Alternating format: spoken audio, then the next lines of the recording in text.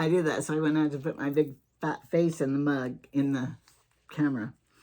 I'm going to tell you about when I was a commercial fisherman on the Oregon coast, the Pacific Ocean. You didn't know that about me. I just have remembered. I haven't told this story. Okay, when I was married to my second husband, the Harley man, here's a picture. This was taken in 1980 when I married him. And here's what it looks like. This is my girl's dad. And he was a Harley Davidson motorcycle guy. And this is a picture of him. All right. He was about 40 here because I married him when he was 40 and I was 26. And this was his Harley. So he was wealthy at one time because his parents owned land in the San Joaquin Valley. And so this was his mother's family. And so as the aunts, well, they were settlers. His ancestors were settlers there. And, you know, had they homesteaded, and so they got so much acreage if they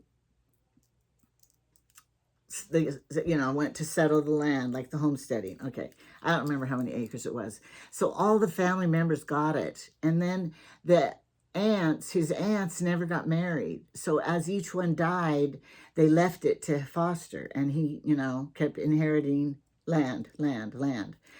Anyway, his dad finally died, and then he got a whole bunch of land. But then but the dad gave, the land had been the mother's family, so they gave it to Foster because he was the son. But the father gave all the money to his sister. So Foster ended up with all this land, but no money. So, of course, he started selling it because, you know, land is money. Eventually, he sold it all.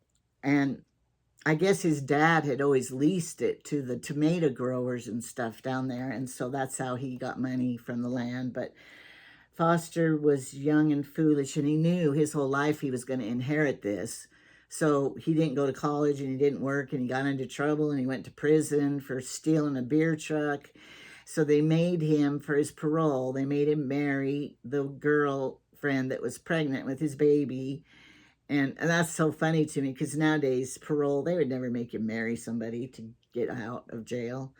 But anyway, back then, you know, he was born in 1939, so it was probably 39, 49, 59, 1959 when he's like, or 57, you know. So, to make a long story short, he got this money and he moved up to the Oregon coast and married another time. And that wife, she got all the money. Her kids got, you know, like for birthday present, they would get a whole bedroom set. And, you know, they really benefited from the money.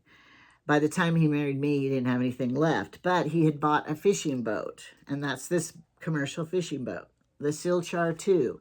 Whoever made the boat had two daughters, Sylvia and Charlotte. And so that's why he named the boat that. It was a 32-foot commercial crab and salmon fishing boat. And, you know, it wasn't, fishing boats are not that great inside. And they're not that, in a boat, you have to do constant fix-up. If you want it to look nice all the time, you're painting it every year.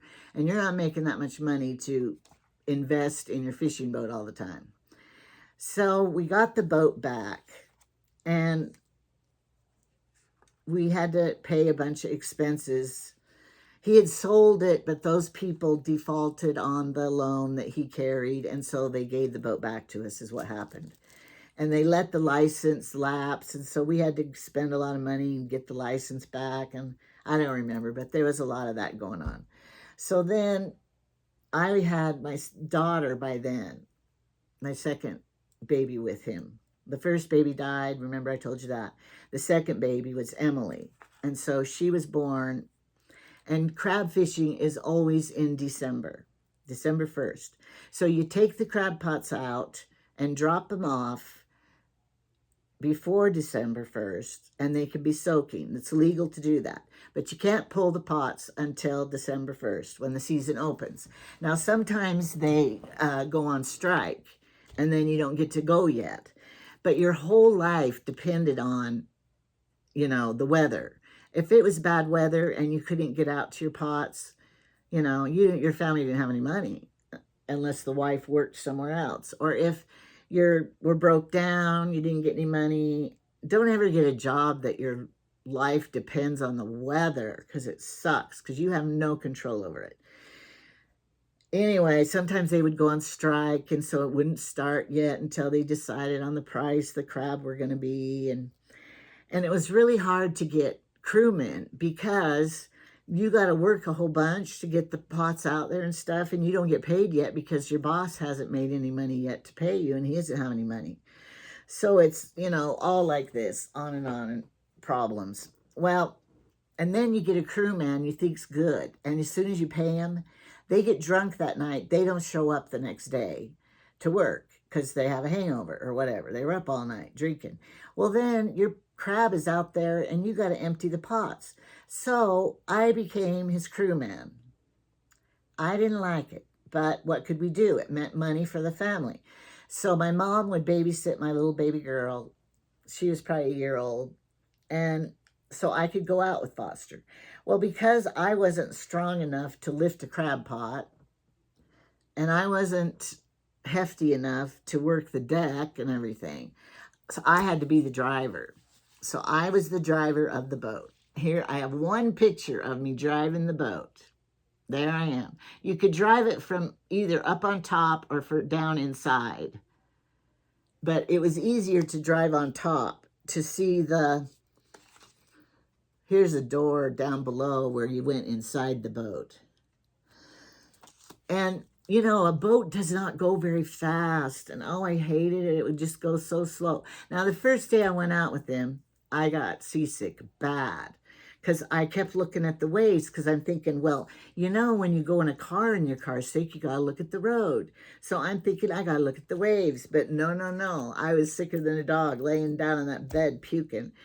Then I found out you're supposed to look at the horizon when you're on a boat, and then you don't get seasick. Look at the horizon. You learn something. All right, so I was never sick then after that, because I knew to look at the horizon. And here's my husband out there. I must have taken this picture of him, and you can see the ocean, not a land in sight. So, and it was winter, so it's always gray like that, and cold and drippy and damp. So you had to dress warm, and then you had to take a lunch and stop and then eat your lunch. But see, on the ocean, you're not just like on a horse, you know, you kind of in a race car. But on a boat, you're like this, and especially a little boat. It's going this way and this way. So the whole time you're just joggling around. And one lady told me, you cannot be your husband's partner fishing, because women's internal organs are not meant to move around like that, and you will ruin your female organs.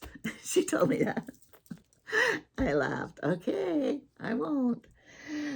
So anyway, it wasn't true, because I had another baby after that. Everything worked fine, but I just had to laugh. Of course, you don't want to be this either, because your skin turns to leather in the sun all the time. Some of those fishermen women, they just look horrible because of the sun weather. All right, so I got over the seasick. He taught me how to drive the boat. Now, a boat is different than a car. When you're driving a boat and you turn, it doesn't, like a car will turn immediately. A boat does not do that. You turn, and then it, with the waves, slowly turns. If you want to stop, you can't just stop. You have to put it in neutral and then just wait. And then it slows down. So there's all these tricks to just driving a boat. Now, I don't know about a speedboat or a ski boat, because all I drove was this commercial fishing boat. And it would go like 9 knots, which is like less than 5 miles an hour, I think, as I remember. It was take so long to get where you're supposed to be before you could start fishing. And inside the boat, there was not a comfortable chair or a comfy place to be. There was the captain's chair where you sat to drive, and then a little bench right here that you had to be little to sit in. I said, can't we make a nice sofa in here or a couch? Now, down below, you could climb down there, and their beds were under the deck. And it stunk like diesel, and then it stunk like fish, and because, you know, the crab pots, you have to bait them, and you bait them with dead fish heads and fish guts and tails and crap fish. And when you buy it, it's frozen, but you have to let it thaw out so you can stab the bait hook in it and hang it in the crab pot. And so it has to thaw out a little bit, and that's when it starts stinking. And you have to keep it clean, or, you know, it's really stinky. And you've watched Alaska crab fishers, you know, we weren't that big. So, you know, we had about 100 pots, not what they have. And each crab pot, you could kind of see them in the back deck there, right back here. The crab pots were huge, you know, big, and you'd stack them on your boat. You couldn't tie them down because if the boat turned over, it would be bad. That's what I heard. So you just stack them back there, and if they fall off, you can retrieve them because they have a buoy that, I don't know. Anyway, I didn't know much about anything, but this is what they told me, what I remember. So if I'm wrong, I'm wrong. All right, so you had to get up early to do this because you had to get out there, you know, early to get the crab pots and you didn't want to drop them where other crab fishermen were because then the crabs would go in their pots and not yours. So you had to do it strategically. And then you had to read the Loran and the fish finder machines and stuff, which were very expensive. And we had to buy a new one of those because you got to mark where you dropped your pots so you can find them again. And the pots are branded. Every boat has a brand that you put on your fishing gear, on the crab pot, and on the buoys. Anyway, so you'd work like a month ahead of time doing your lines and your buoys and I learned how to tie the knots for the buoys and all that stuff to rig them up to go. And you put them on the ship, and then you just wait to go drop them off. It's fun to drop them off. And Foster would tell me, see that island over there? Just drive straight to it. Because I had a hard time finding, like he would go, face the land. You couldn't see the land. I'm like, I don't know where the land is. And he would go, you're stupid. It's that way, you know. Look at the waves. You could tell which way the land is. I could never learn and tell what. Just seemed like the waves are going everywhere, and it never helped me a bit. My heart wasn't in it. I hated it. I wanted to be home with my little girl, you know, being a mom. But anyway, so I'm up here driving it, and we dropped them all. That's okay. That was easy. And then every time you dropped them and you push the Loran so you would know where the longitude and latitude was where you dropped them. And then it would tell you where they are because, you know, you could lose them. And then if a storm came, they were lost. You wanted to put them on the beach because that's where the crabs were. But then the sand, if it was a storm, would bury your crab pots, and then they're gone forever. Some people would have this vacuum, reverse vacuum, that would blow the sand off the pot so you could pull it up. But we never had one of those.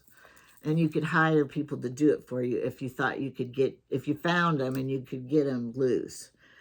But we lost a bunch one time and never could retrieve them. All right, so I remember this one day.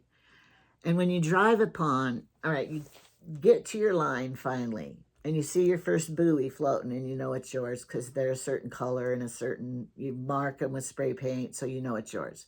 So you come upon it. Well, you have to put the boat really slow and then put it in neutral. And then the guy back there, the crewman, takes the buoy hook, which is this long shepherd's hook looking thing, and they put it out there and, you know, get the line and put it on the block, which wheels all the line in, and then the pot comes up and you do that and empty him, put more bait in it, and then throw it back out. If you want to keep him there. If you don't want to keep him where you had him because nothing was there, then you stack them on the boat and then you find somewhere else to put them. So that was the whole process. So I'm up driving the boat, and I'm not very good at it, I'll admit, but I did get to know how you put it in neutral to slow down so that he can do what he has to do. All right. Well, one day we were doing it, and I wasn't doing very good because, you know, the waves are moving you all the time, and you think you're driving up on it, and then a wave comes and throws you off, and then you're farther away from it, and he can't reach it, or you pass it, he didn't get it. And then he would get so mad and call me all of his names in the book. Not just, you know, the B word but the C word, the MFer, and, you know, all these horrible words. And I mean, I'm out there volunteering, helping him because I feel bad for him because he can't find a crewman and he treats me horrible. Anyway, it was not fun. And so he goes, okay, let's stop for lunch. And I'm like, no, let's just finish. I want to finish this and go home. So I never would eat. I'd say we're not eating lunch. We're just working right through. And then we'll eat lunch when we get home. I wanted to get home, and I'm like, what am I missing on land? I know I'm missing my kids on land. And if something happened, we would never know. We'd be out here floating around, messing around, and my kid could be in the hospital. So I hated it. So anyway, I missed the buoy, and he called me all these names. My fault, of course, you know. And that's how I learned. It's hard to be perfect. You can't. So then he called me the names. So I thought, all right, I'm going to call him one back. So I did, which I never swear much. And I might say, damn it, but I never called people those horrible names that you can say. But this time I did. And he'd never seen me do that before either. So he took that buoy hook and hit it up, you know, it's long, and I'm up there. And he hit me with it right across my boob right here. And it scared me to death because I'm thinking if I made him mad enough, he could knock me off of this boat and I would die. So I had a bruise, and it did start bleeding a little, you know. I didn't need stitches or anything, but I was mad. We finished that day. I was silent the rest of the time, and we finished that day. And once I got back on land, I told him, I am never going out there again with you because I am scared you will push me over and kill me. And I have 5 kids here that need their mother. So I refused to go out with them ever again. He didn't even ask because he knew. Because, you know, I wasn't going to put up with that abuse. And I was not going to risk him having a temper. And that water is like freezing cold in the Pacific Ocean right there, you know. And you wouldn't last very long in that water. And I didn't wear a life jacket. I could swim, but not when the water's freezing and I'm, who knows if you hit me in the head and knocked me overboard. So anyway, I quit the job, and he never asked me again, and he had to find his own crewmen, and I didn't even care. So that is my story, my fishing boat story, that one season when I drove the fishing boat. But I learned a lot. I know where crab come from. I ate all the crab I ever wanted in the garlic butter and loved it. And I stayed married to him, you know, long enough to have my second daughter, and then divorced. So anyway, that's the end of my fishing story, crab fishing story.